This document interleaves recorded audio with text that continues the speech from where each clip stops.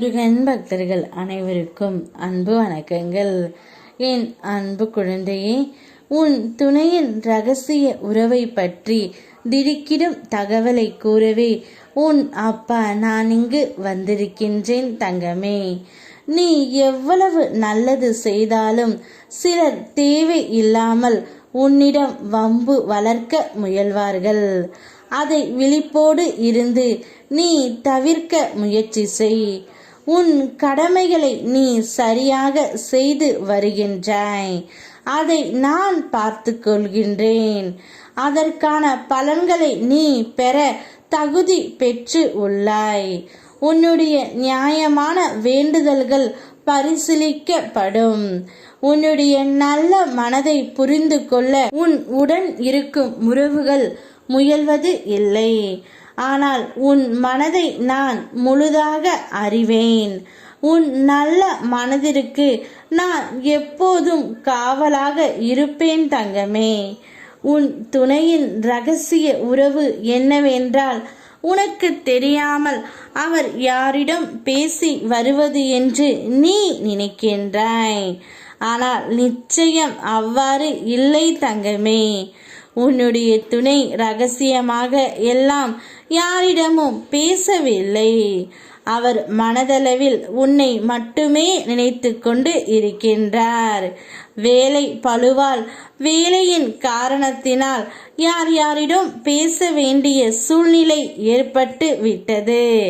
அதனால் மட்டுமே அவர் சென்று தனியாக பேசுகின்றார்.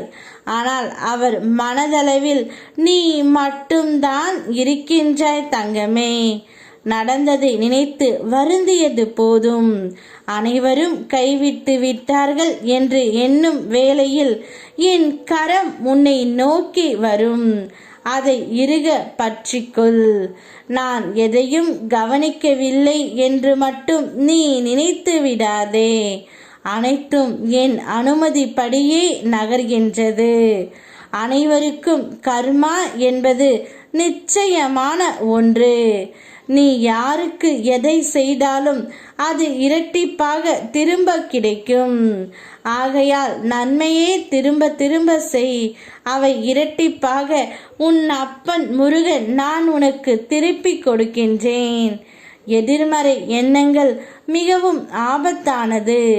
ஒரு நொடியில் அது உன்னை எதுவும் செய்ய வைத்து விடும்.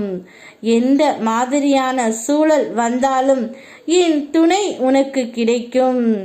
என் துணை கொண்டு உன்னால் சமாளிக்க முடியும் என்பதை உனக்குள் சொல்லிக்கொள் தங்கமே. எதிர்மறை எண்ணங்கள் உனக்கு வேண்டாம்.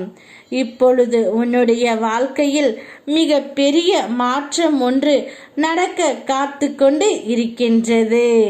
நீ வாய் திறந்து சொல்ல முடியாத வேதனைகளை நான் கண் திறந்து பார்த்து கொண்டு இருக்கின்றேன்.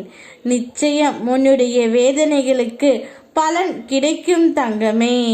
பிரார்த்தனைகள் வீண் போய்விடுமா என்று பயந்து விட வேண்டாம்.